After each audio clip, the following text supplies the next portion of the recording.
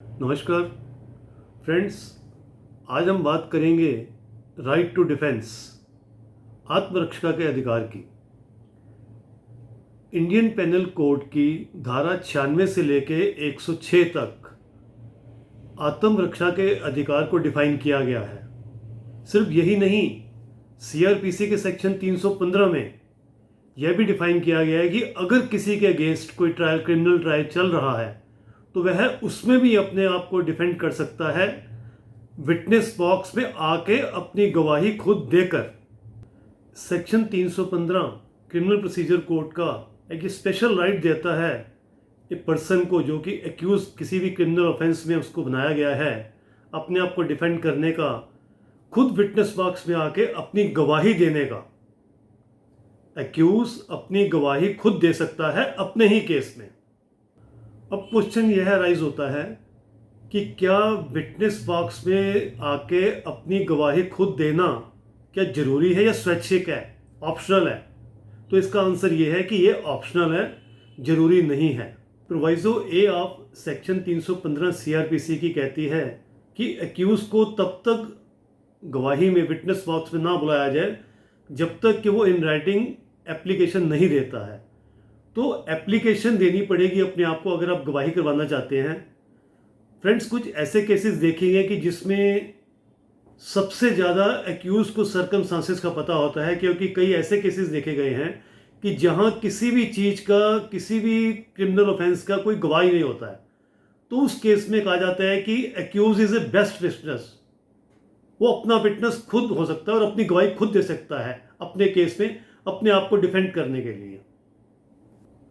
Proviso B of 315 CrPC का कहता है कि अगर एक्यूज केस में चार्ज फ्रेम होने के बाद डिफेंस एविडेंस में अगर अपने पक्ष में कोई गवाही नहीं लेके आता है तो प्रिजम्पशन जो है उसके खिलाफ नहीं जाएगी। अब क्वेश्चन ये राइज होता है कि जब 315 सीआरपीसी में कोई भी एक्यूज एप्लीकेशन मूव करता है लैंडर्ड कोर्ट के सामने कि वो अपनी गवाही खुद देना चाहता है और वो एप्लीकेशन अलाउ हो जाती है, तो क्या होगा? डिफेंस एविडेंस में जब एक्यूज की एप्लीकेशन अलाउ हो जाएगी तो वो विटनेस बॉक्स में आएगा और उसको शपथ लेनी पड़ेगी कि वो जो भी कहेगा धर्म से सच कहेगा और सच के सिवा कुछ नहीं कहेगा। इसके बाद अपोजिट काउंसिल जो कि प्रोसिक्यूशन के हैं या चेक बाउंसिंग का केस है, तो उसमें कंप्लेनेंट के काउंसिल या complainant with the permission of court accused का क्रॉस कर सकते हैं। जो एक्यूज ने अपना बयान दर्ज करवाया है 315 सीआरपीसी के अंदर ऑन ओथ, उसमें अपोजिट काउंसिल, प्रोसिक्यूशन या कंप्लेनेंट काउंसिल एक्यूज का क्रॉस कर सकते हैं। Honourable supreme court of India ने एक केस ट्राइडल Tribhuvan Nath versus state of Maharashtra में सेक्शन 342A जो कि ओल्ड एक्ट 1898 का था, जो 315 सेक्शन सीआरपीसी है, क्रिमिनल प्रोसीजर कोड 1973 का, में कहा है कि एक्यूज को वैसे ही ट्रीट किया जाएगा अगर वो विटनेस बॉक्स में आता है जैसे कोई दूसरा ऑर्डिनरी विटनेस होता है, और उसके द्वारा गवाही दी गई दो एक्यूज और एक्यूज के साथ दूसरे एक्यूज के अगेंस्ट भी यूज की जा सकती है।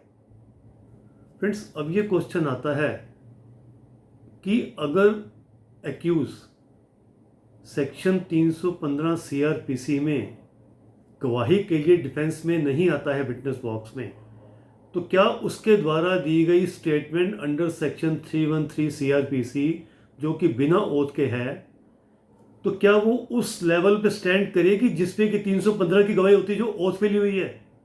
तो इसका आंसर है नहीं।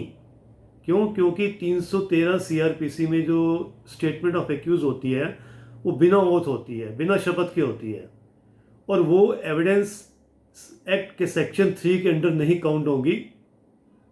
वो सिर्फ एक्यूज को सर्कमस्टांसेस एक्सप्लेन किए जाते हैं कि आपके खिलाफ ये केस है और आपको क्या कहना है। तो एक्यूज विदाउट ओथ 313 सीआरपीसी में अपनी स्टेटमेंट रिकॉर्ड करवाता है। फ्रेंड्स, एक और बड़ी इंपॉर्टेंट बात, honourable supreme court of India ने 2013 की एक जजमेंट राजकुमार सिंह के केस में कहा है कि 313 की स्टेटमेंट अगर एक्यूज देता है और उसमें कुछ भी ऐसा आता है तो सोल बेसिस 313 की स्टेटमेंट एक कन्विक्शन का बेस नहीं हो सकती है, तो इसमें डरने की जरूरत नहीं है। मैं लास्ट में एक सजेशन देना चाहूँगा कि अगर 315 सीआरपीसी में कोई भी एक्यूज अपनी गवाही अपने केस में अपनी डिफेंस में खुद देना चाहता है तो लीगल एडवाइस के बिना ना स्टेप ले, क्योंकि कई बार ओथ में गवाही दी हुई खुद के अगेंस्ट भी चली जाती है। जब भी एप्लीकेशन मूव करें, हाँ, अपने काउंसिल से आप डिस्कस करें, काउंसिल आपका लगे अलाउ करे तभी इस केस में करें। जो भी जजमेंट मैंने आपसे डिस्कस की हैं और सेक्शन 315, इसका लिंक मैंने अपने डिस्क्रिप्शन बॉक्स में पुट कर दिया है, तो आप डाउनलोड भी कर सकते हैं, चेक भी कर सकते हैं। मैं आशा करता हूँ आपको ये वीडियो मेरी पसंद आई होगी और मेरी पहले की भी वीडियो पसंद आई होंगी। अब please subscribe this and share this so that कि जितनी भी नॉलेज जिसको मिल सकती है आपके जानकारों को मिले और इस जानकारी को दूसरे लोगों में बांटिए। धन्यवाद।